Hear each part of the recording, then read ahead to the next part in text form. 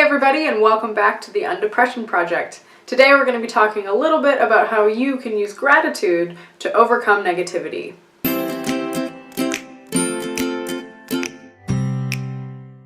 So let me tell you a little story. Way back in the day when I was studying music back in college, I had a difficult aria to perform for one of my music classes. It was a tough song and I had been practicing really hard. So on the day of the performance, I sang my heart out and it actually went really well. My professors liked it, I got really good feedback, and I was feeling pretty good about myself. Fast forward to a few minutes later, and I'm exiting the venue just in time to catch a couple of my fellow students saying some less than friendly things about my performance. Despite all the positive comments I just heard from my professors, I couldn't get that one negative comment out of my head, and I totally let it ruin my mood.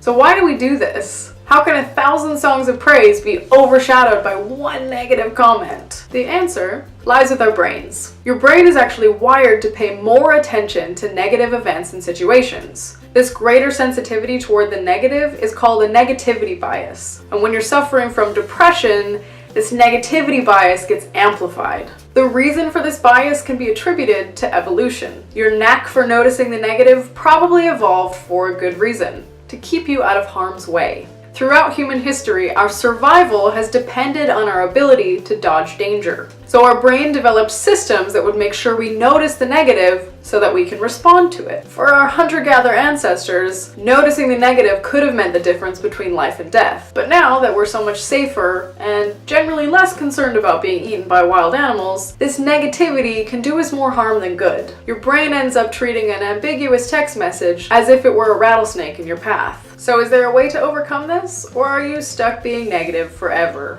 As luck would have it, there's absolutely a way to overcome this, and one of those, the one we're going to talk about today, is gratitude. Two American psychologists, Dr. Robert Emmons and Dr. Michael McCullough, studied the effects of gratitude on well-being. In their particular study, they assigned 3 groups of participants to write a few sentences about their week. In the first group, they had them write what they were grateful for throughout the week. In the second group, they had them write down all the things that annoyed them or frustrated them. And the control group wrote about anything that happened, regardless of whether it was positive or negative. After 10 weeks, the researchers found that those who wrote about gratitude were more optimistic and felt better about their lives. Surprisingly, they also tended to exercise more and have fewer visits to the doctor than those who wrote about their irritations. Practicing gratitude regularly for a few weeks was enough to boost participants' moods. So it can be really easy to focus on what we don't have, what we want more of, or what others have that we don't. As I mentioned earlier, this is the way your brain is wired. So you may be tempted to say, well,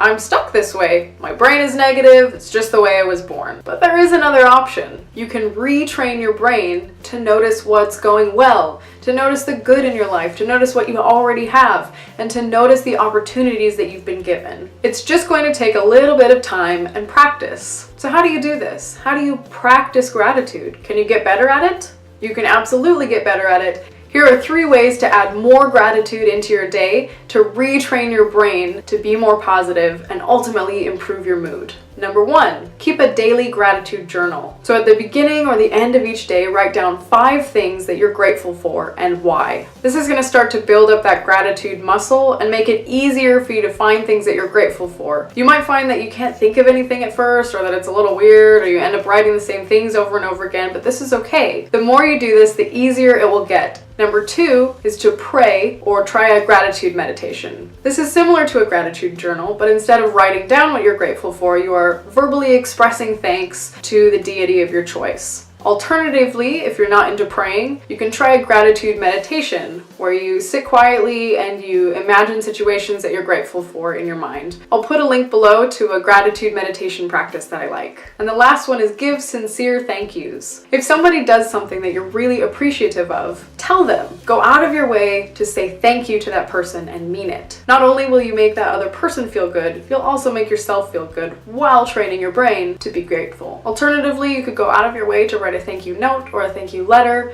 to someone who may be a little underappreciated. I think you'll find that a little thank you goes a long way. Overall, grateful people are happier people. And while it may be tempting to think that these people are grateful because they're happy, this is just not the case. The research shows that joy follows gratitude. The more gratitude you give, the more joy you'll get. Thanks very much for watching this video. If you liked it, give it a big thumbs up and subscribe to the Undepression Project channel. Leave a comment below with your favorite gratitude strategy, and I will see you next Wednesday.